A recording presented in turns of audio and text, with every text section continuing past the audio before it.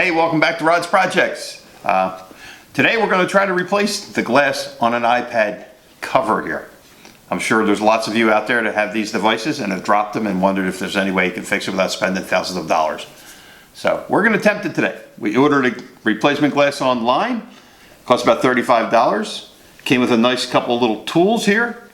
Apparently after reading about this, there is an adhesive that runs around the perimeter of the iPad. We need to heat it up with a heat gun and gently pry it up. Also noted that there is an antenna inside here, so we have to be careful around here. And also a connector on this side. We need to be careful. Please remember that this may break, so you may be tossing your iPad out afterwards. But before you do it, try to download any information you have on it so it's all backed up. First game we're going to do here is introduce my assistant. You can see she's hard at work over there. Hopefully she'll be able to keep her cool while we go through this whole thing. It is her iPad. So we do have a handy dandy heat gun. And I'm going to set it on the lower setting here. Lower speed. I guess I'll put up the highest wattage. And see if I can get this guy to open up. Okay, so we were pretty successful at removing the glass. We heated up the edges with the heat gun, stuck the little prod underneath it, and was able to just drag it around slowly, and the glass came up pretty clean. You can still see there's some broken pieces on the edges here I need to clean up. And then also you can see the adhesive they use, little black goo, so we're going to need to clean that off so we get down to the nice clean aluminum before putting the new unit back on there. So just wanted to show you that yes, it does come off. Like I say, we're going to work on this, getting this off gently, prying it up and peeling. And just have to be careful. We'll get this cleaned up and we'll come back and show you what it looks like at that point. Okay, we were successful at removing all the glue and the remainder of the glass along the edges. This is the antenna we were talking about that lays under here.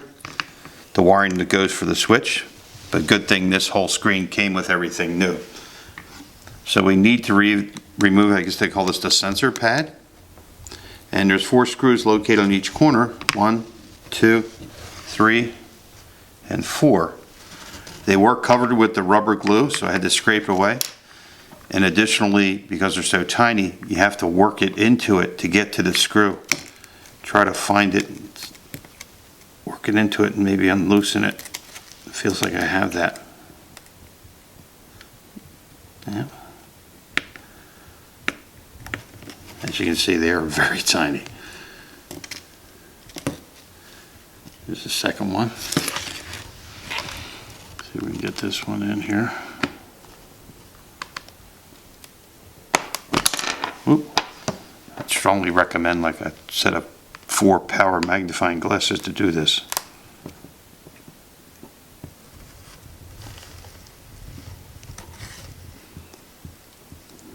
Third one. I always like working on a white surface. This way you can see everything. They're so tiny. And I know there's a screw here.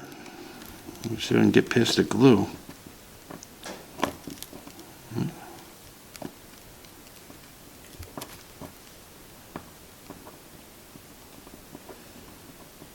Oh no.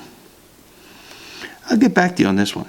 I'm gonna try. As you can see, this rubber gook was covering the last screw, so I do have all 4 screws out. Now, using the pry tool, I sort of separated the metal and the glass sensitizer, and I'll work this down slowly, gliding it through to lift it up. So you'll need to roll the panel over in order to unplug this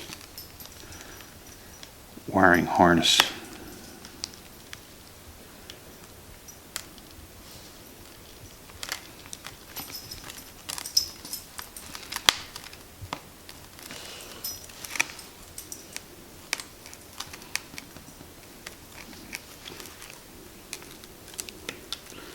Well, not much to these things.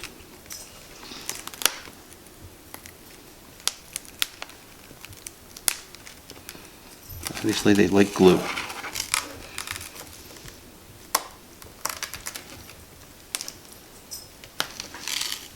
Take a peek and see what I'm doing here. Okay, so we're successful at removing the 4 screws in the corner which are these guys right here. After you get that, you gently have to pry this up, again using some heat around the edges, and slowly work it down to bring your touch screen up and out of the way. You'll notice there's lots of tape here. Just take your time and allow it to sit there. Then on the motherboard, there's 7 little tiny screws. You see these guys here? Look like specks of pepper. There are 7 of them located on this board, and you need to remove those also. And after that, we're going to be able to pick up the motherboard gently.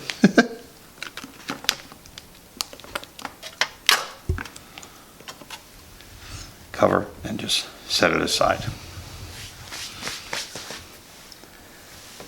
We need to remove these 3 fine screws to gain access to the connectors for the screen. So let me see if I have the right size here.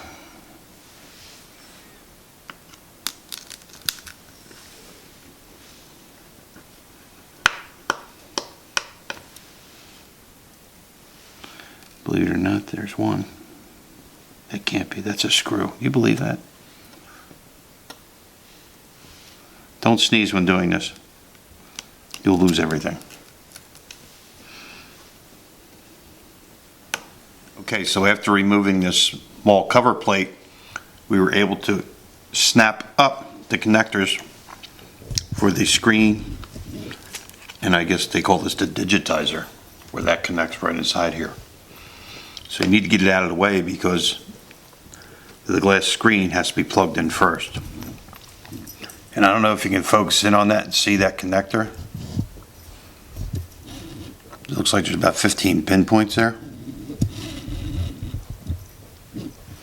What we're going to do is lay the glass back down here and gently press that into place.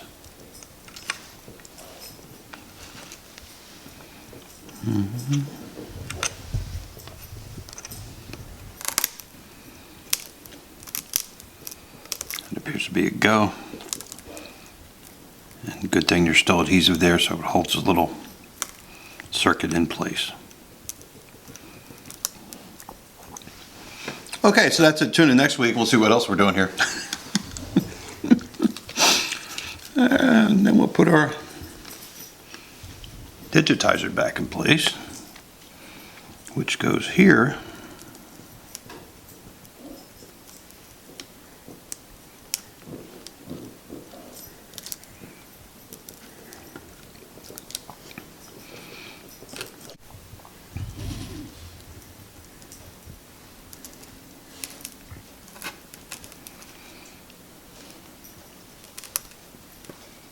It looks like I got it. I don't know. I would imagine it wouldn't go down any other way.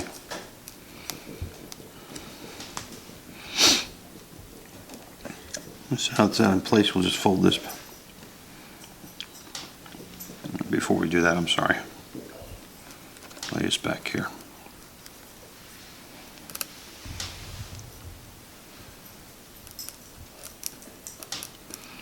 It appears to be snug. We're going to put back our panel. Whoop, before we do that, we need to secure this guy down.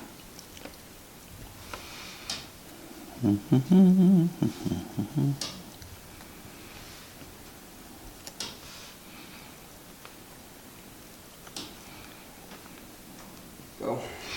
Okay, so we've reassembled the ribbons and secured them with the cover, and then the 7 tiny screws have all been relocated back on the cover plate.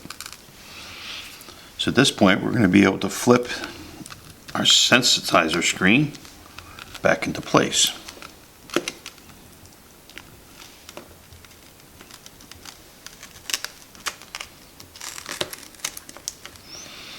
Alright, so we're going to secure that with the 4 screws, and then we'll clean this up before we put our new screen in place.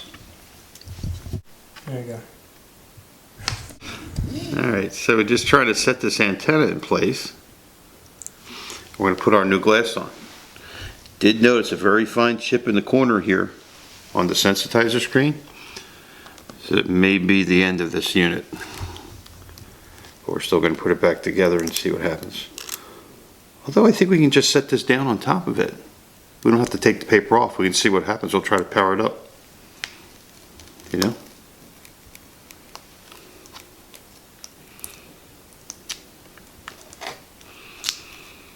Just for the heck of it.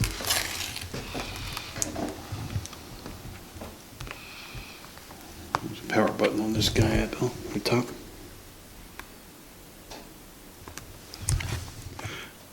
Well, that doesn't look good. So obviously, we blew this one up. I think the small crack over here is what caused the problem.